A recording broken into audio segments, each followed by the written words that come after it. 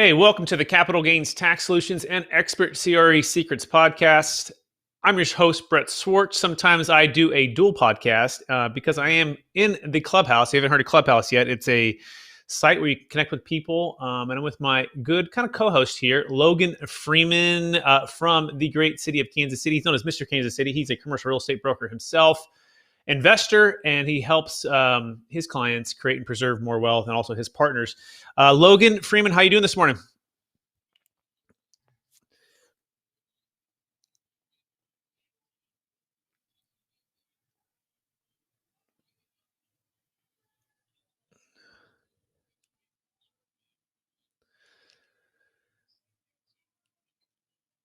That's good, and hopefully everything's thawing out over there from the great winter storm, I guess. Right? How are you guys doing there in KC?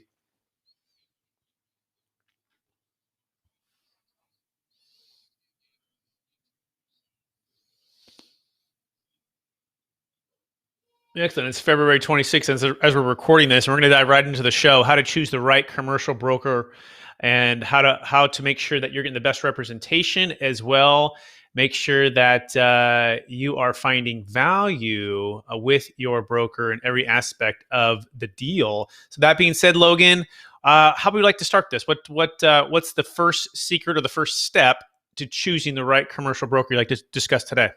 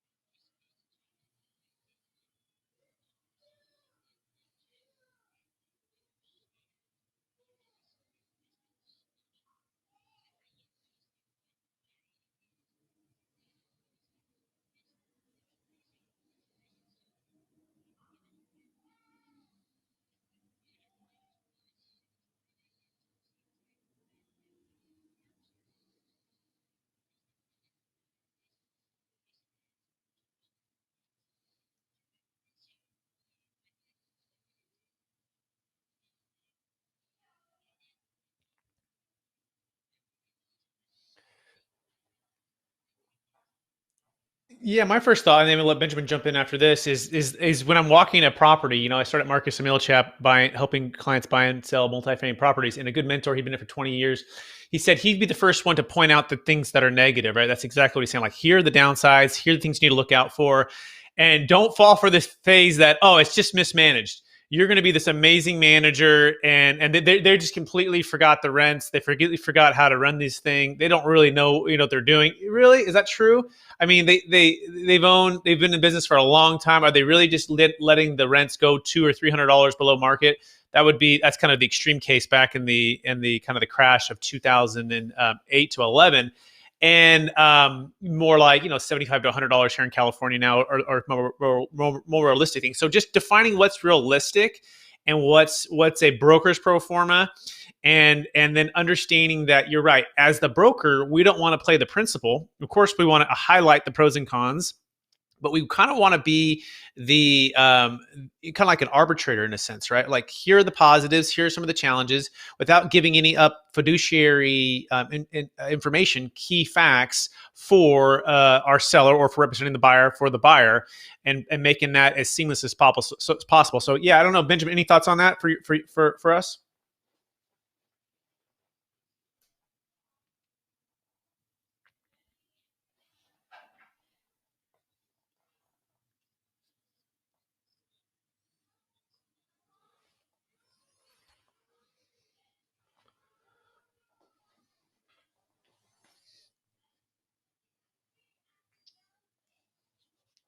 So we talked about it. Do you remember what I'm talking about back in December? Yes, absolutely.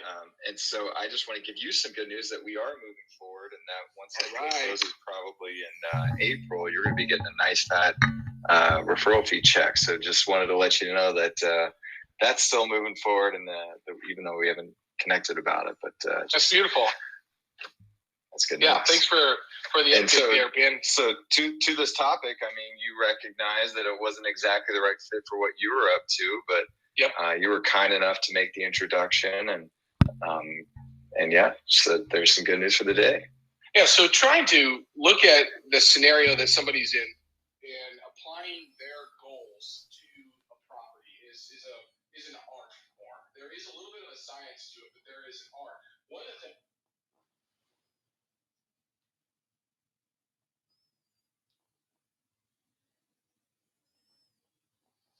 found myself falling into the same bucket just recently, where in a market or a sub.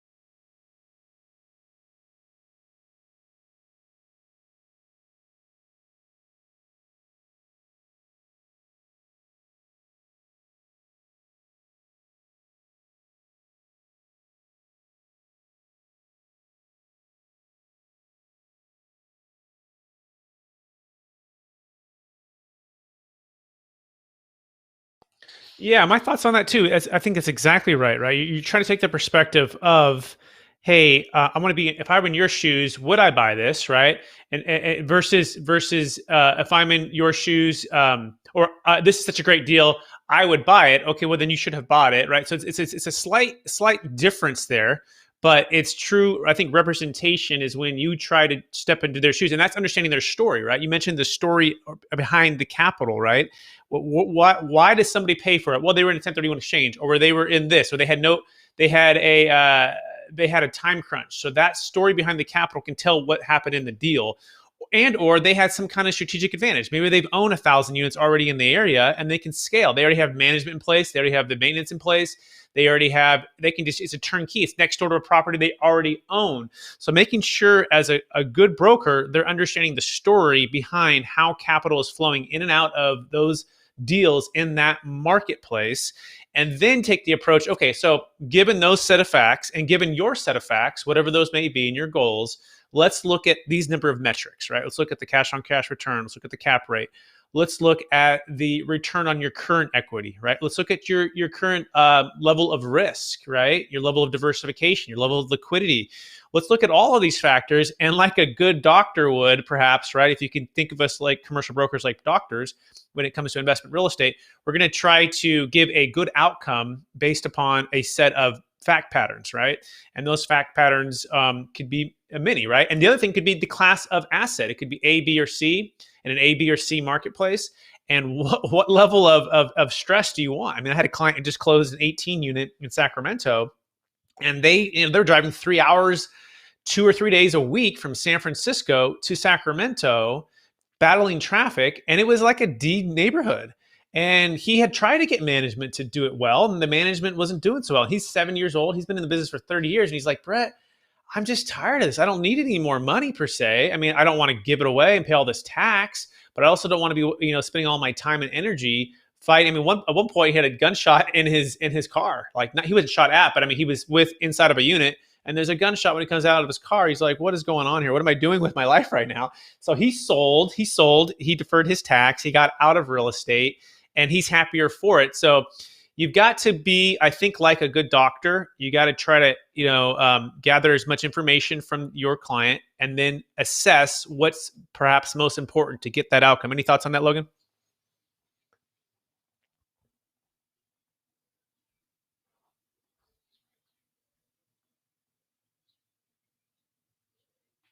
Mhm.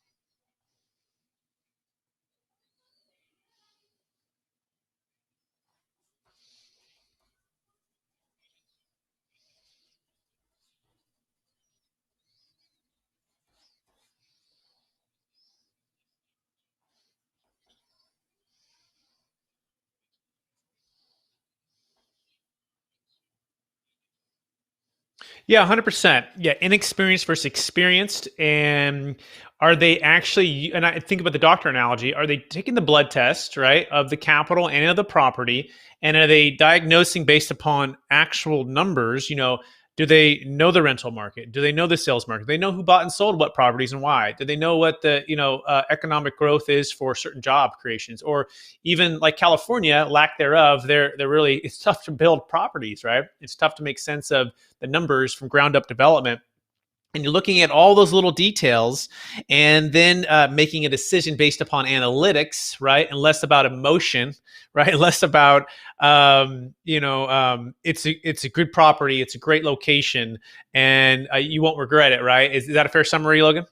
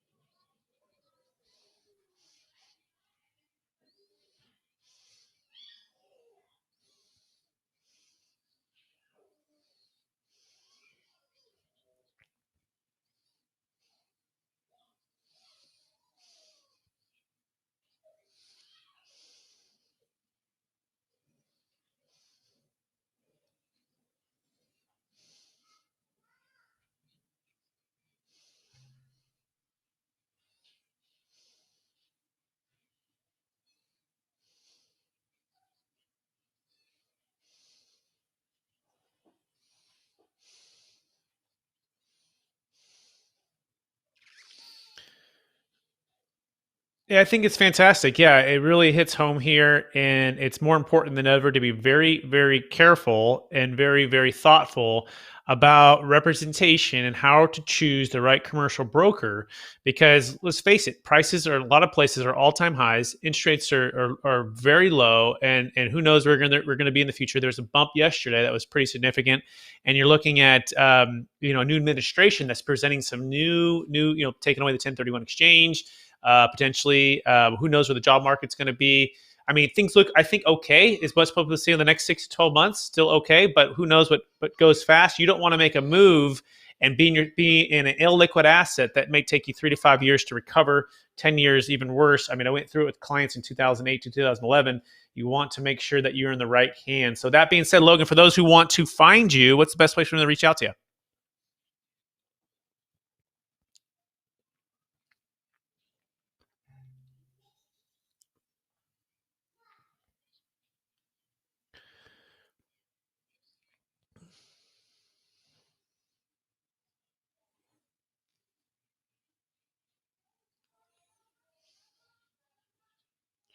Amazing. And if for those who want to learn how to rescue a failed 1031 exchange or have an alternative 1031 exchange, you go to capitalgainstaxsolutions.com. That's what I specialize in. I'm also a multifamily broker here in Sacramento. So anyone who wants to buy or sell multifamily in Sacramento, you can reach out to me as well. And that being said, that wraps up another episode of the Capital Gains Tax Solutions and Expert CRE Secrets podcast. Go to capitalgainstaxsolutions.com or expertcresecrets.com. And we'll be on here again every Friday, 8:30 a.m. PST, 10:30 a.m. Central Time. We appreciate everybody. Take care. Bye now.